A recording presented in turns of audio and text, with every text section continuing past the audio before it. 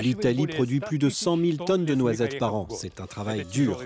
La nouvelle génération de robots peut-elle faciliter le travail dans l'agriculture et améliorer ses performances économiques et environnementales? Sur les vastes terrains agricoles comme cette plantation de noisetiers dédiée à la recherche, on risque inévitablement de gaspiller de l'eau, des pesticides ou des engrais. Chaque arbre reçoit le même traitement qu'il en ait besoin ou non. Pour y remédier, ces chercheurs veulent rendre l'opération plus précise. L'agriculture de précision permet de procéder à des soins ciblés au bon moment et avec des quantités adaptées aux besoins réels de la plante. Des conditions que l'agriculture traditionnelle a tendance à ne pas respecter aujourd'hui. Déterminer les besoins propres à chaque plante exigerait trop de temps et d'efforts si les hommes s'en chargeaient. Et c'est là que les robots ont leur utilité. Ce prototype se déplace de manière autonome dans la plantation et évalue les arbres. Nous collectons des données grâce à un scanner laser pour la reconstruction géométrique en 3D et nous prenons des images avec des caméras multispectrales et haute résolution pour établir l'état physique et sanitaire de chaque arbre.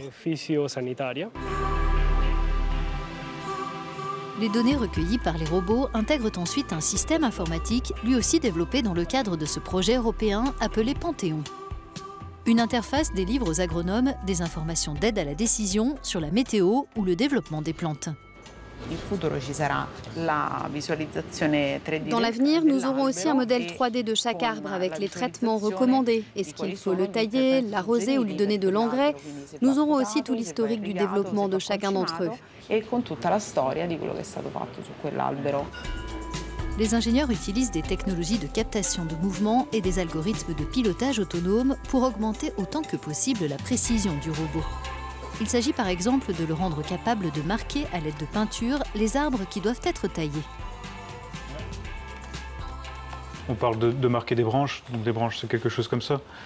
Et donc on a travaillé beaucoup sur l'algorithme de visée pour prendre en compte tout ce qui est vent, la position de l'arbre, la position du robot.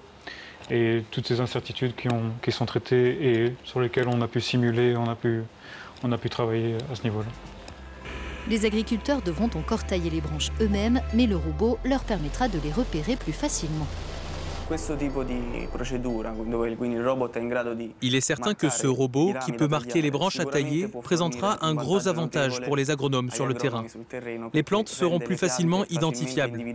Donc, même un agronome sans formation spécifique pourra immédiatement savoir quelle branche couper.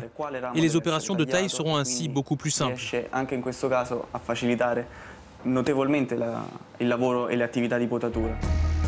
Pour accélérer l'inspection des grands vergers, des chercheurs de l'Université libre de Bruxelles et de celle de Trèves développent un drone autonome qui, grâce à ses caméras, détermine les besoins en irrigation, détecte des nuisibles ou des maladies et prévoit l'ampleur de la récolte.